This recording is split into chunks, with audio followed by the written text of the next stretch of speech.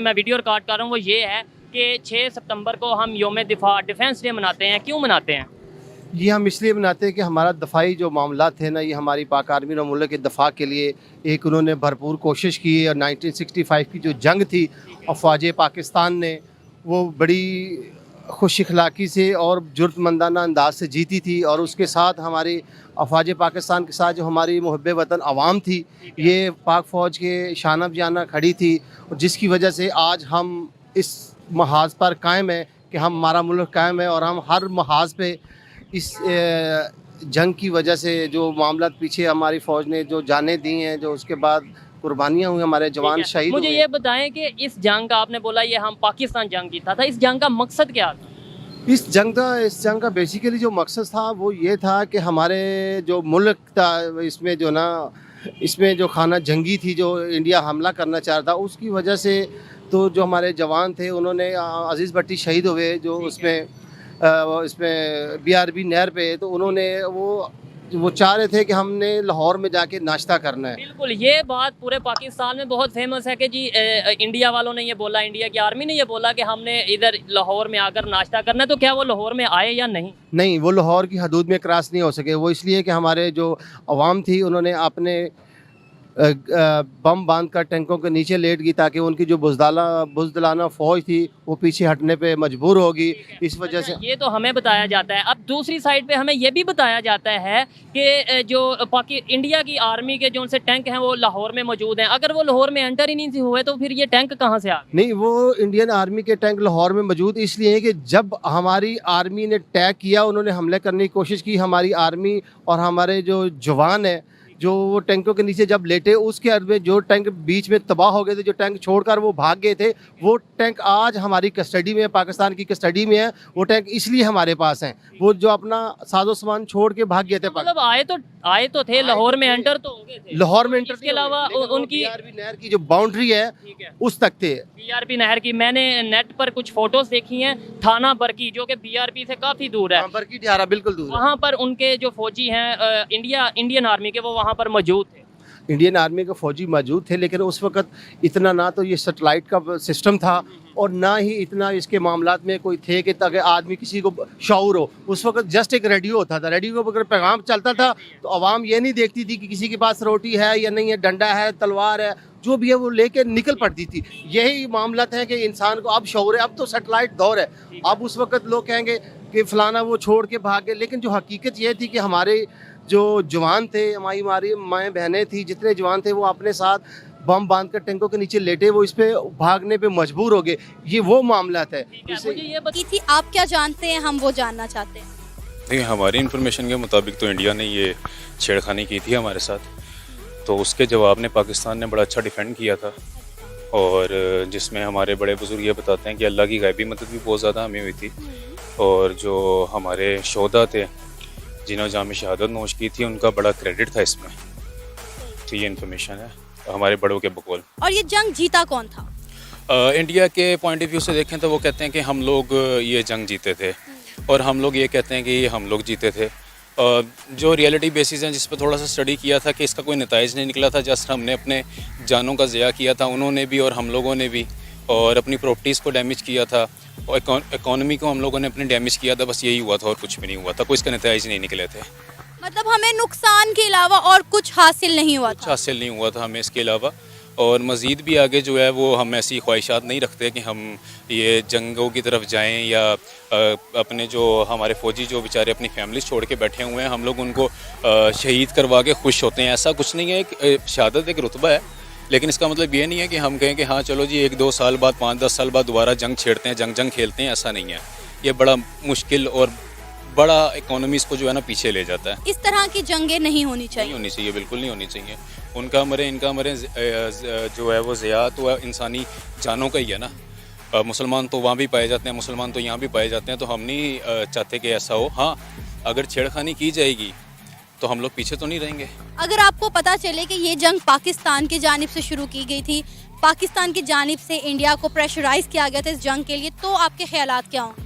नहीं, मैं क्यों गलत चीज़ को डिफेंड करूं? अगर ऐसा यहाँ पे ऐसा है तो मैं इनको गलत कहूँगा, हम लोग को अपने आप को गलत कहूँगा कि अगर हम लोग किसी को उकसाया जंग के लिए तो हम लोग गलत हैं इस बात के ऊपर, हमें ऐसा नहीं करना चाहिए। अच्छा मुझे ये बताएं, क्या आपको लगता है कि हमारी टेक्स्ट बुक्स में, हमारी किताबों में, हमारी हिस्ट्री की किताबों में जो हमें पढ़ाया जाता है, जो हमें बताया जाता है, वो ठीक होता है? हमें तो टोटल जो है ना नॉलेज वो देना चाहते हैं जो वो देना चाहते हैं।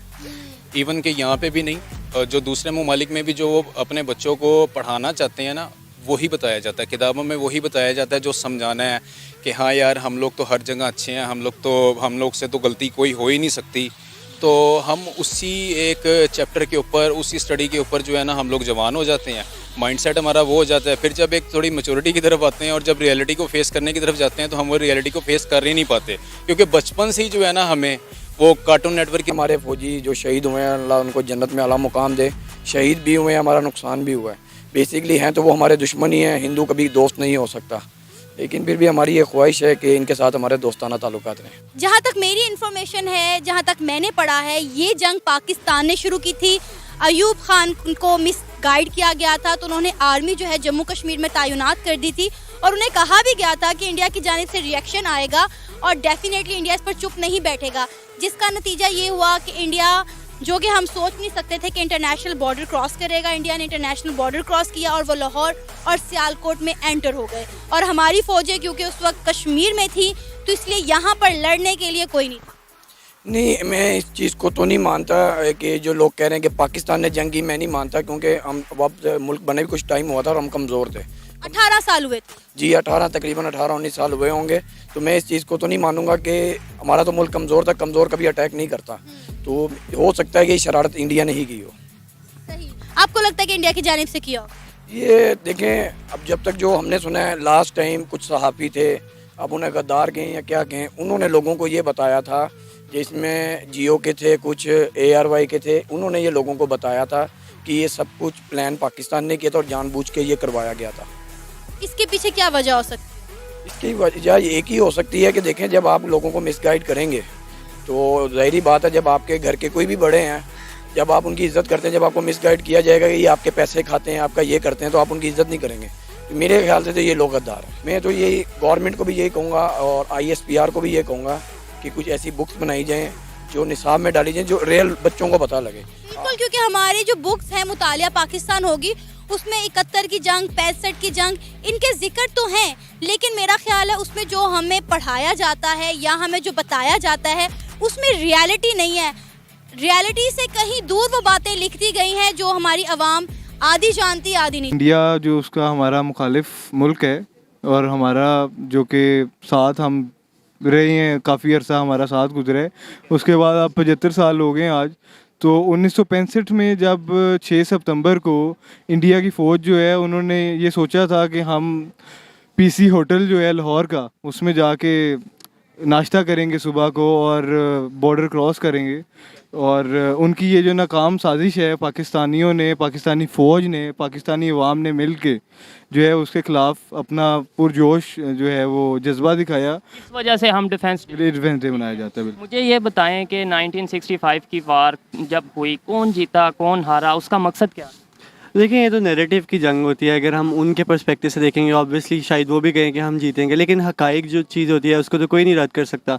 तो हमारे सामने किस तरह चविंडा के महाज पे क्या हुआ, हमने यहाँ से उनको BRB नहीं क्रॉस करने दी, और जिस तरह हम कहते हैं कि उस चीज़ के बाद BRB अगर नहीं क्रॉस करने दी तो फिर यहाँ पर जो टैंक मौजूद हैं इंडिया के, जो हम कहते हैं, वो फिर कैसे आ गए इधर मौजूद हैं? वही तो हम कहते हैं ना कि अब जिस तरह यहाँ बाद में जब वो क्रॉस भी अगर हुआ, जिस तरह मेजर अजीज़ भट्टी ने यहाँ पे शहादत दी, उसके बाद हम कहते हैं कि जिसके बाद ये टर्म हमें मिली जिंदा दिलाने लाहौर की, कि किस तरह वो जैकेट को खुदकुश पहन के और वो टैंकों के नीचे लेट गए। तो ये आज तक हम मिसाल देते हैं बहादुरी की, कि जिस तरह उस वक्त पे तमाम लोगों ने, सिर्फ लाहौर के लोगों ने, बाहर से लोग आए, हर तरफ से जज्बे जवान थे और लोगों ने अपने कंट्री से मोहब्बत का इजहार किया, डिफेंस किया। अच्छा, तो मुझे ये बताएं, ये जंग जीता कौन? इंडिया जीता, पाकिस्तान जीता? हमारी बुक्स में तो डेफिनेटली यही बताया जाता है पाकिस्तान जीता। इंटरनेशनल रिपोर्ट्स अगर आपने कभी पढ़ी हो तो आपको क्या लगता है? ऑब्वियसली हम जीते हैं, जिस हिसाब से कि हमने चविंडा पे उनके बहुत ज़्यादा, हमने उनके टैंक को ज़ाया किया। उसके बाद हमारे पास वर्ल्ड रिकॉर्ड उस जंग में आया, जो हमने सबसे ज़्यादा